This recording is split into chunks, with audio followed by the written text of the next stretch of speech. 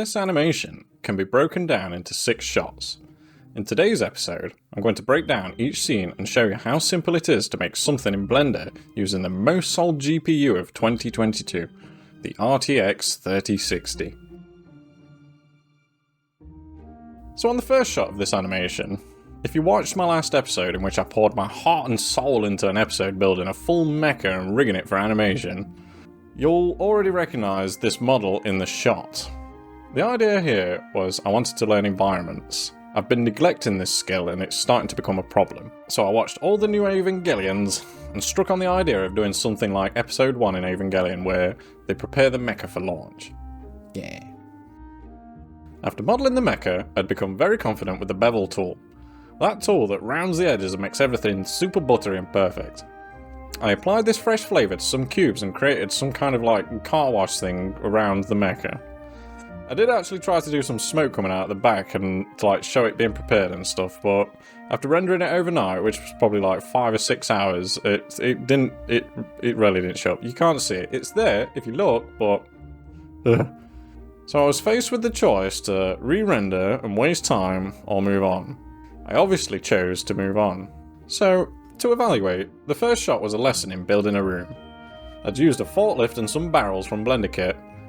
I rendered a close shot and a far shot, and before you know it, Welljaw shows up for a cameo. Well, hello there! So, shot 1, and half the room was complete. I'd used an emission shader to boost the sci-fi feel and set to work on deciding what I wanted to do next. By now I was getting lost in the free assets and file management. I needed a sci-fi corridor, sci-fi door, and a spaceship. I chose to use CG Trader for this hunt. Modelling is a massive time suck, and I enjoy animating. So, I managed to find all my models and more. I set myself a £10 limit on purchases and acquired as much as I could find. Now, these websites can be like looking through a toy catalogue at Christmas when you was like 10 years old. I was lost on CG Trader for many days, and I'm glad I did, to be honest. I was about to stumble on probably the greatest lesson I would ever learn. I started to look for packs of things, as you know, value for money and all that. So I was stumbling upon phrases like Kitbash kit, and I'm like, what's Kitbash? So I Google it, and I find it's an old school art of making models out of leftover pieces from old kits. Basically, how they made the original Star Wars spaceships. This term has obviously evolved with 3D, and is a term for buying, say, 300 mecha parts that you can piece together in your own prerogative. I'd basically learned enough Blender that it'd basically become like an adult Lego kit. So much fun. So I bought this mecha pack. £12, 300 pieces, absolute bargain when you think about it. I downloaded the file and boom, you're presented with this. All in one file. A mess really. So I'm like, what the? This looks like a right pain in the B-side to use. So a few Googles later, and I'm cracking onto something called the Asset Manager. Asset management is something I keep seeing but never understood. This is true insight. Unless someone shows you, you'll never see it. So, scene 2 takes a massive hit. I'm balls deep hunting for every free asset that can be had. I've swatted in a 2TB SSD into the Magi, replacing a feeble 500GB, and went to town basically. By now, I'd found all I needed to carry on. I wanted a spaceship to come in and, you know, fuck shit up.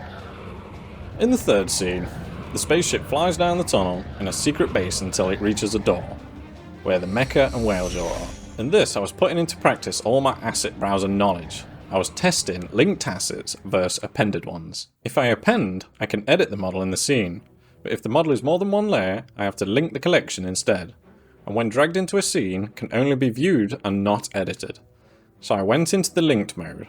With linked, you can import your scene, and if needed to, you can edit by opening the source file and tweaking from there. Once your scenes get quite busy and bogged down, it actually becomes a welcome tool to help you with the bog on your CPU. With this method, I was able to create an animation of the door opening using keyframes on the meshes. I tried animating it with armature bones, but they wouldn't work when importing them from the asset browser. It wasn't a problem though, an easy fix. By now, I was pretty damn pleased with myself. I started to build my own asset packs, and I understood the value behind them. I look forward to having my own asset packs in the near future. The spaceship scenes rendered out with no issues, overnight again, probably 4 to 5 hours at a time at 1080p. Not bad really. The reason for the 5-hour renders was because I was using volumetrics in the scene for the fire. With the RTX 3060, volumetrics are possible, but you have to start out with the voxels at a low resolution like 32. Once you get it to somewhere you want, you can render the cache, wait, check and adjust, and repeat until you're happy. It's a massive time suck. Waiting on caches, as far as I'm aware, even with a Ryzen 9 5950X 16-core CPU, doesn't even speed it up. It's just a guess and wait game.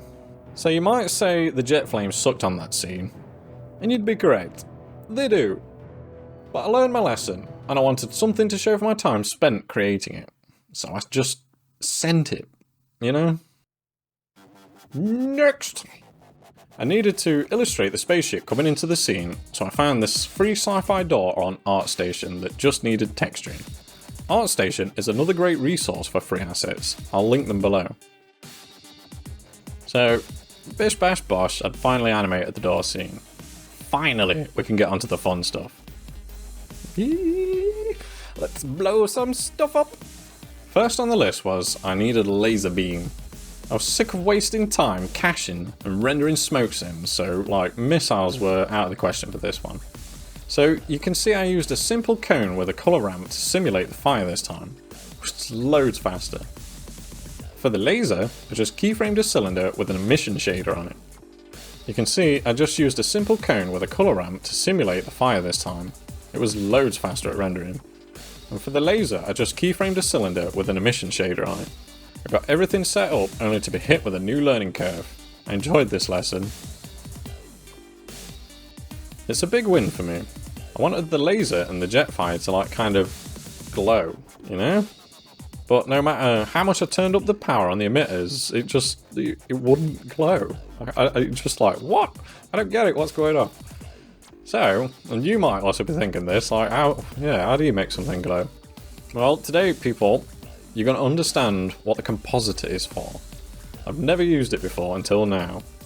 In the compositor mode, you can overlay effects onto the rendered image like you would in, say, Photoshop or After Effects. Yeah? Your first mistake that you face is using the term glow, when you actually need to call it glare. You add this node, connect it here, and after the frame's rendered, it will add this effect to the image file. In our case, that's a glare, which is simulating fog in the air basically. The steam from the heat, shall we say. Yeah? It takes your image from this to this. A massive help while also hiding the jankiness of the flames. This is how you optimize with a 3060. I'm glad I had this card for the first 6 months of learning Blender. It has plenty of power and it forces you to learn how to optimize and use your tools wisely in the name of low poly perfection. By now, I was pretty stoked. I'd used the sunlight at the end of the scene to create a whiteout explosion where in reality, I really should have just used a white image and faded it in and out whilst I was editing it, because you soon realise that adding 1,000,000 watts of light only bogs down the computer as it basically has to calculate that ridiculous scale of light. So overnight my 3060 crashed and with only 4 frames remaining though, so that was pretty cool. Where basically the light was at its very brightest, so it basically exploded my CPU and it crashed. Yeah, I thought it was pretty funny. It don't break this computer, obviously, it's just it was just too much data for it to handle. I think the VRAM fills up and it just basically goes, you know what I mean? So the thing with these challenges is, you always have to best your previous attempts and supersede what you're capable of.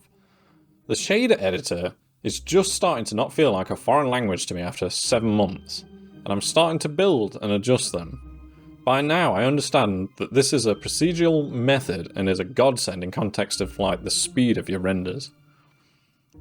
If you use volumetrics and caches, you want to die from the boredom of waiting, you really do.